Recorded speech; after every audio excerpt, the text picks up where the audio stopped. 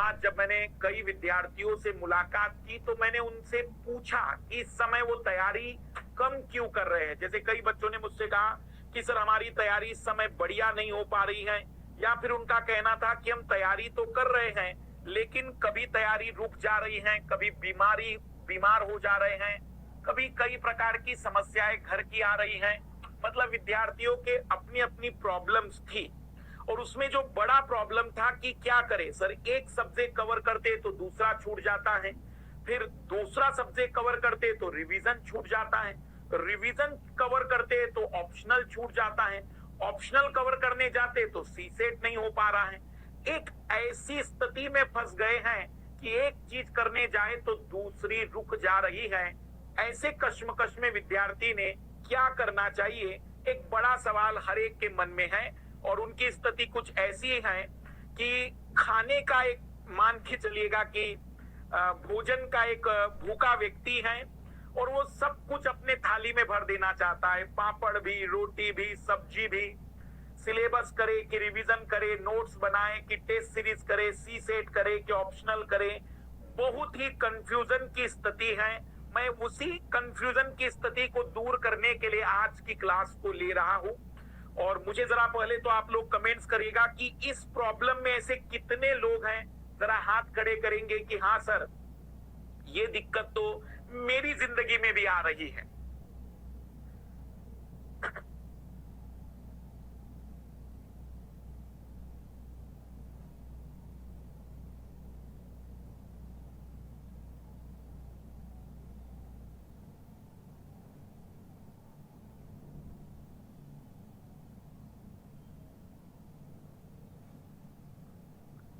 बहुत बढ़िया,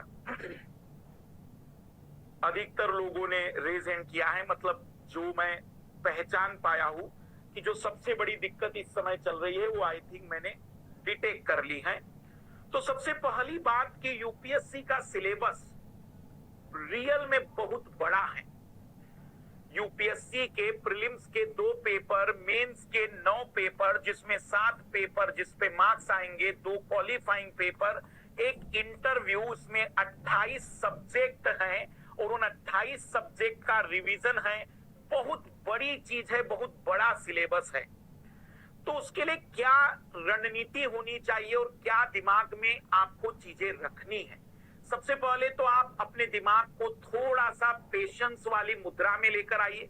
मैं देख रहा हूं कि कई विद्यार्थी पोच पोच की स्थिति में आ गए, वो ये भी करना चाह रहे, वो ये भी करना चाह रहे, वो हर चीज एक दिन में पूरी करना चाह रहे। एक दिन की तैयारी नहीं है ये कोई एक दिन का तिलिस्म नहीं है जो एक दिन में खुलकर परिणाम बता देगा।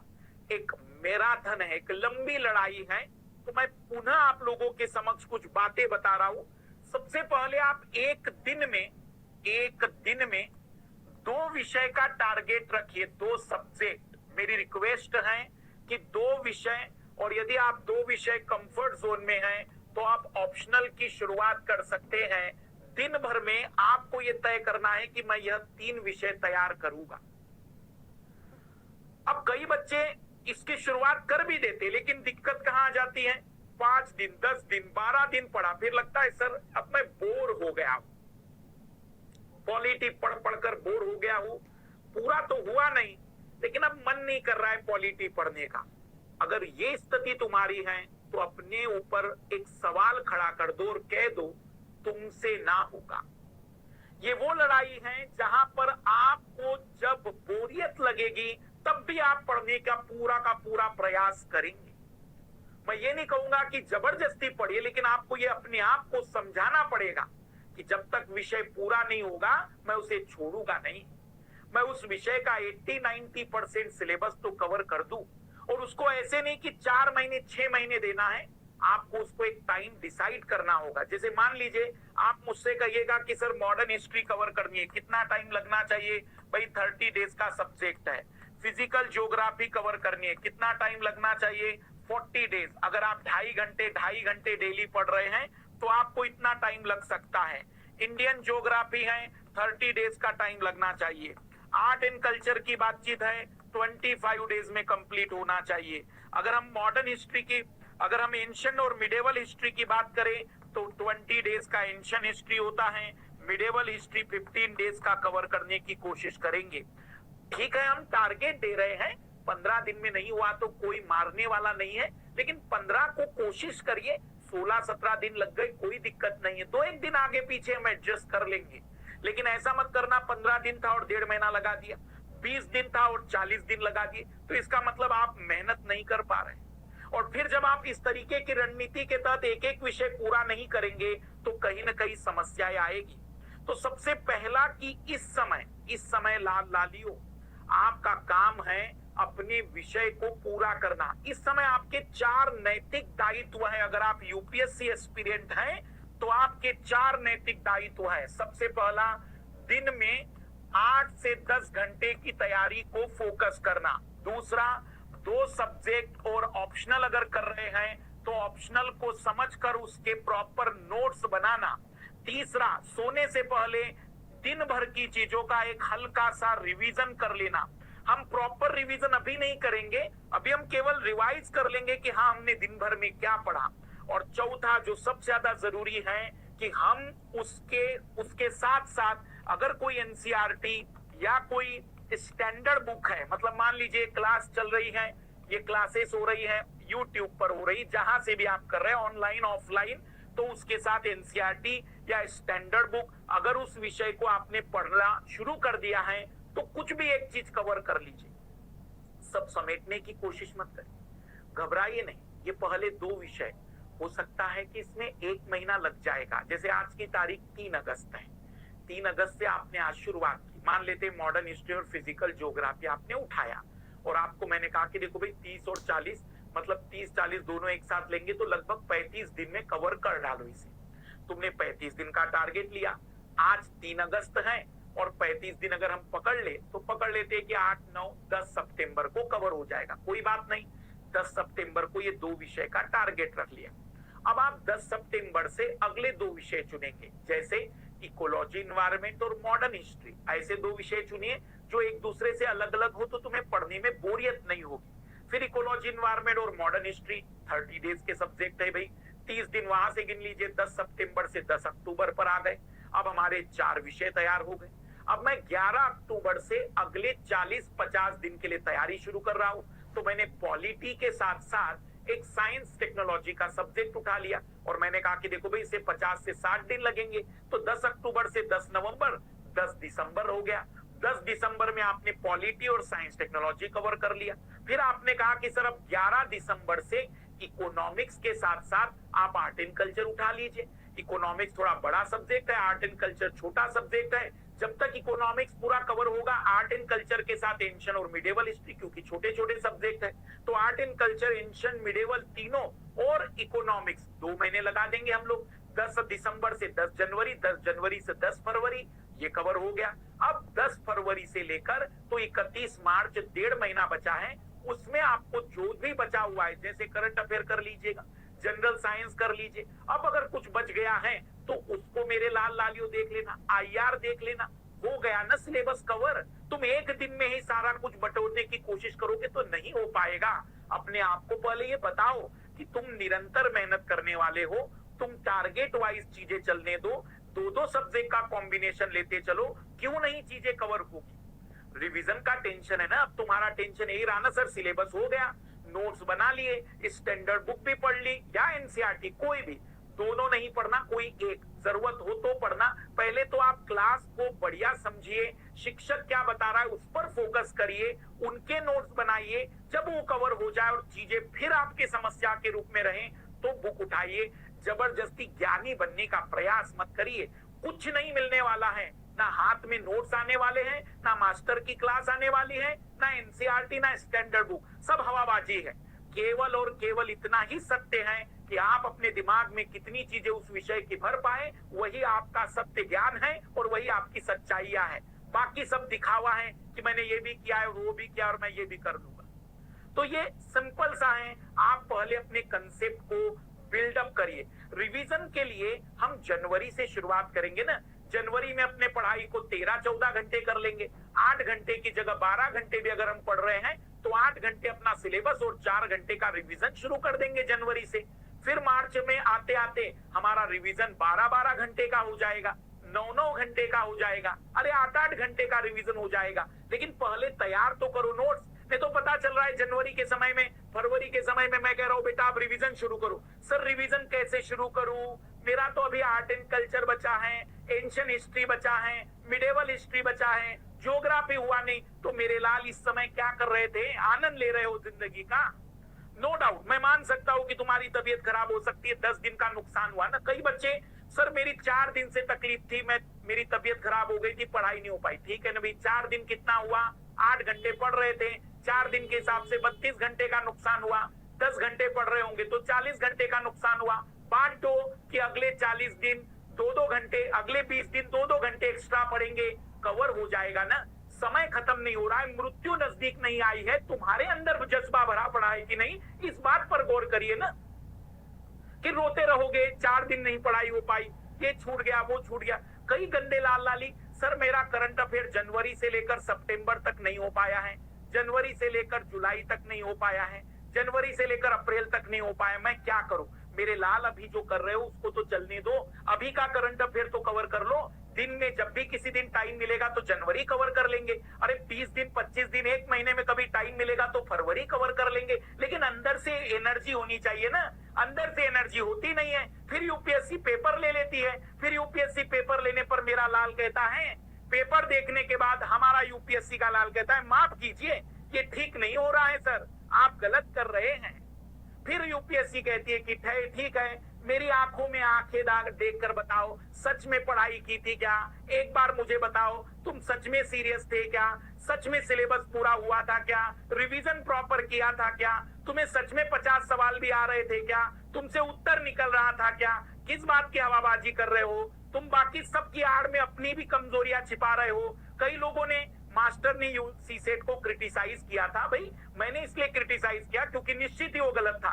कई बच्चों ने अपने मम्मी पापा को फोटो दिखा दिया, देखिए मास्टर भी कह रहा है, भाई ठीक है मास्टर्स के बचाव के चक्कर में तुमने अपना बचाव तो कर लिया, लेकिन तुमने क्या ये तय किया कि सच में उतनी मेहनत की थी कि नहीं की थी, क्या मैं उसके योग्य था कि नहीं, पेपर में 40 क्वेश्चन करने की औकात थी कि नहीं। 5 क्वेश्चन करके लाल आ रहा है और कह रहा है कि मुझे डीएम बना दो। कैसे होगा मेरे लाल, लड़ना पड़ेगा ना, हमें जूझना पड़ेगा ना, हमें मेहनत करनी पड़ेगी ना।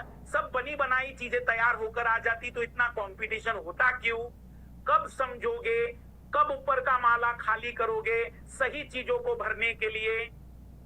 तो बहुत जरूरी है सिस्टम को समझना।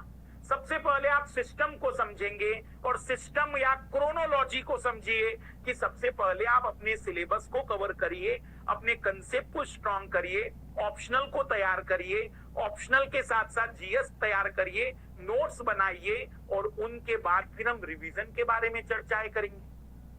अब आपके दिमाग में एक सवाल होगा, सर सी सेट कब करूंगा मैं। फिर हमारे लाल का एक सवाल आ गया कि सर सी सेट कब होगा। अरे सी सेट के लिए थोड़ा पहले शुरुआत करो। आज तय किया कि सिलेबस शुरू करेंगे, आज ही सी सेट करेंगे, अभी थोड़ा महीने 2 महीने कोई दिक्कत नहीं। मास्टर 10 तारीख को सी सेट का क्लास ले रहा है, अगर तुमसे जमता हो तो अभी कर लो, नहीं जमता हो तो अक्टूबर नवंबर में कर लेना, यूट्यूब से कर लेना, क्लास से कर लेना। तुम्हारे अंदर जज्बा होना चाहिए ना, हो जाएगा। 2 महीने 3 महीने का सी सेट है, 3 महीने जब भी तुम्हें लगेगा अक्टूबर नवंबर में शुरू करोगे तो फरवरी में खत्म हो जाएगा, फरवरी में शुरू करोगे तो मई में खत्म हो जाएगा। होगा क्यों नहीं, होना तो तय है। आप तय करिए कि आप सच में कंप्लीट करना चाहते हैं या नहीं।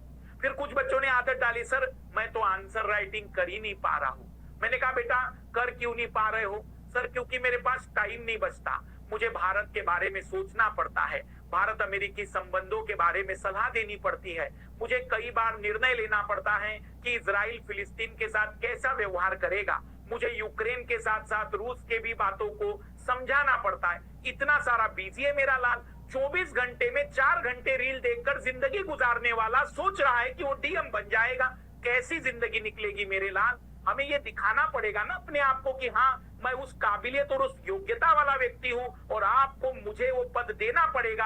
अरे कोई ना दे तो ऊपर वाली एनर्जी पर तो यकीन करो, इस यूनिवर्स की उन ऊर्जाओं पर तो यकीन करो कि वो अपनी ऊर्जाओं को कभी व्यर्थ नहीं जाने देती। तुमने अगर रिलीज किए तो निकल कर तुम तक पहुंचेगी। तुम अपनी शिद्दत से मेहनत करो ना, तुम परिणामों के बारे में चिंता है क्यों करते हो?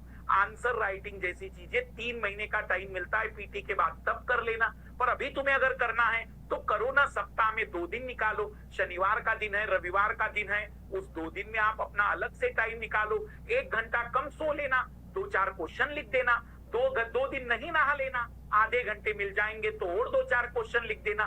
तुम अपने आप को मैनेज करो ना। तुम्हें लगता है कि दुनिया वालों के पास 48 घंटे हैं और तुम्हें भगवान ने नाइंसाफी करके 20 घंटे की जिंदगी दी है। उसके पास भी 24 है, तुम्हारे पास भी 24 है, बस वो मैनेज करना सीख गया है और तुम्हारी औकात मैनेज करने की नहीं, बहाना बनाने की बन चुकी है। तो कब सुधरोगे?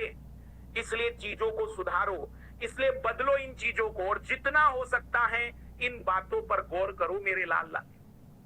नहीं तो फिर स्थिति पुनः ऐसी होगी कि माफ कीजिए जनाब, आप ये ठीक नहीं कर रहे हैं, आप गलत कर रहे हैं, और फिर वही चीजें हो जाएगी कि लोग पूछेंगे, सच में अपने आंख में आईने में अपने आप को देखकर बता दो कि सच में क्या तुमने पढ़ा था कि नहीं पढ़ा था, कि हवाबाजी कर रहे हो। तो दूसरा बड़ा मुद्दा है नोट्स बनाने का। इस पर भी मेरे लाल लाली इतने घन चक्कर बने हुए हैं ना, इतने घन चक्कर बने हुए हैं कि ऐसा लगता है कि बस जिंदगी यही है। एक व्यक्ति है जो कुछ ऐसा सोचता है, नोट्स नहीं बनाने वाले, मतलब उनको लगता है कि नोट्स क्या चीज है। सर मैं तो एक बार सुनता हूं और मैंने तो अपने दिमाग में चिप डाल दी एलन मस्क वाली, वो सीधा मेमोरी हो जाती है और जब चाहे तब मैं रिकॉल कर सकता हूं। दूसरे होते हैं लाइब्रेरी वाले, जितना हो सकता है इधर के नोट्स लाओ। मधुकर सर ने नोट्स निकाले, उसको खरीद लूं, एक मास्टर ने नोट्स निकाले, उसको खरीद लूं, मेरे मित्र ने नोट्स दिखाए, उसकी फोटोकॉपी कर लूं, किसी दुकान से और फोटोकॉपी कर लूं, ताकि घर वालों को दिखा सकूं कि देखा मेरा कमरा कितना भरा पड़ा है। पढ़ना उसको एक नोट्स ढंग से नहीं है। और हमारा तीसरा वाला है जो कमेंट्स करते रहता है, सर पीडीएफ कहाँ मिलेगा, टेलीग्राम ग्रुप का लिंक कौन सा है। अरे क्लास जब मैं लेता हूं तो क्लास में सब दिखाता हूं ना, क्लास में समझाता हूं ना, पीछे स्क्रीन पर सारी चीजें भी दिखती हैं, स्क्रीनशॉट से भी नोट्स बन सकते हैं अगर काबिलियत हो, अगर बनाने हो। नहीं सर अगर वो पीडीएफ मिल जाता तो टाइम बच जाता। हाँ क्योंकि इसको तो बाइडेन से मुलाकात करनी थी। अगर सर थोड़ा टाइम जल्दी बच जाता ना तो मैं बिल्कुल निश्चित ही दुनिया बदल देता। मेरे लाल तुम अपने आप को बदल दो, दुनिया अपने आप बदल जाएगी।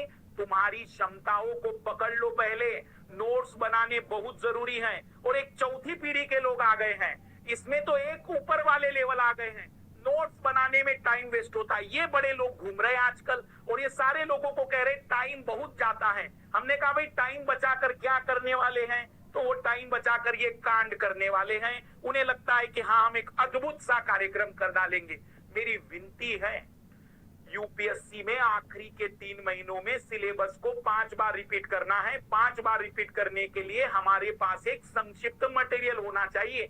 वो संक्षिप्त मटेरियल ही नोट्स कहलाता है। पहली बार रिवीजन में वो नोट्स ही हमारी पूरी मदद करेंगे, फिर फैक्ट याद हो पाएंगे। कई बच्चे कहते सर नोट्स कैसा, बड़ा नोट्स, छोटा नोट्स, लंबा नोट्स, चौड़ा नोट्स, कैसा नोट्स बनाए। अरे कक्षा 12वीं तक जिंदगी में 12 साल कुछ तो लिखे होंगे। मान लिए कि 2020 और 21 में तुम स्कूल नहीं गए थे, मान लिया कि 2020-21 में तुमने कॉलेज घर से पास की थी, पर क्या 10वीं तक 12वीं तक कभी तो नोट्स बनाए होंगे। अरे कभी तो कुछ लिखा होगा कि ऐसे ही निकल कर आ गए और ऐसे ही निकल कर आ गए तो मैं क्षमा प्रार्थी हूँ, तुम जाओ भाई, तुमसे नहीं होगा। यहाँ से तुम्हें नोट्स बनाने में करना क्या है। मास्टर ने एक टॉपिक पढ़ाया, मान लीजिए मास्टर ने पढ़ाया लोकसभा और राज्यसभा में क्या अंतर होता है। मास्टर ने समझाया 3 तरीके के कंसेप्ट कि लोकसभा की शक्ति कहाँ राज्यसभा से अधिक होती है। कंसेप्ट पढ़ाया कि कहाँ लोकसभा की शक्ति राज्यसभा से कम होती है, और पढ़ाया कि कहाँ लोकसभा की शक्ति राज्यसभा के बराबर होती है। तो आपको ये 3 बातें समझ में आ गई। शॉर्ट में कुछ पॉइंट लिख दिए। अगर इनमें से कोई पॉइंट समझ में नहीं आया, जैसे मैंने कहा लोकसभा की जो शक्ति होती है वो 109 आर्टिकल के अकॉर्डिंग धन विधेयक के लिए ज्यादा होती है। अगर नहीं याद आ रहा है तो लिख दो 109 में धन विधेयक है, ताकि तुम्हें याद नहीं है वही तुम्हें याद करना है। कितना टाइम लगता है नोट्स को समझने में और बनाने में, पर अंदर से हो ना जज्बा। हम तो चाहते कि नहीं सर बने बनाए मिल जाए ना तो बड़ा अच्छा हो जाएगा। मैं एक दिन में आईएएस बन जाऊंगा, चौथे दिन में सेक्रेटरी रहूंगा, 15वें दिन रिटायरमेंट ले लूंगा। उसके बाद मुझे पृथ्वी से पलायन करके बृहस्पति ग्रह पर भी जाना है, क्योंकि वहां की परीक्षा भी देनी है मुझे। यहीं पर 60-65 साल की जिंदगी गुजारनी है मेरे लाल लाल। तो क्यों जल्दबाजी कर रहे हो? थोड़ा प्रॉपर तरीके से समझो। आज जितना क्लास में हुआ उतना पढ़ लो, उसके नोट्स प्रॉपर बना दो। कहां जाने वाले हैं?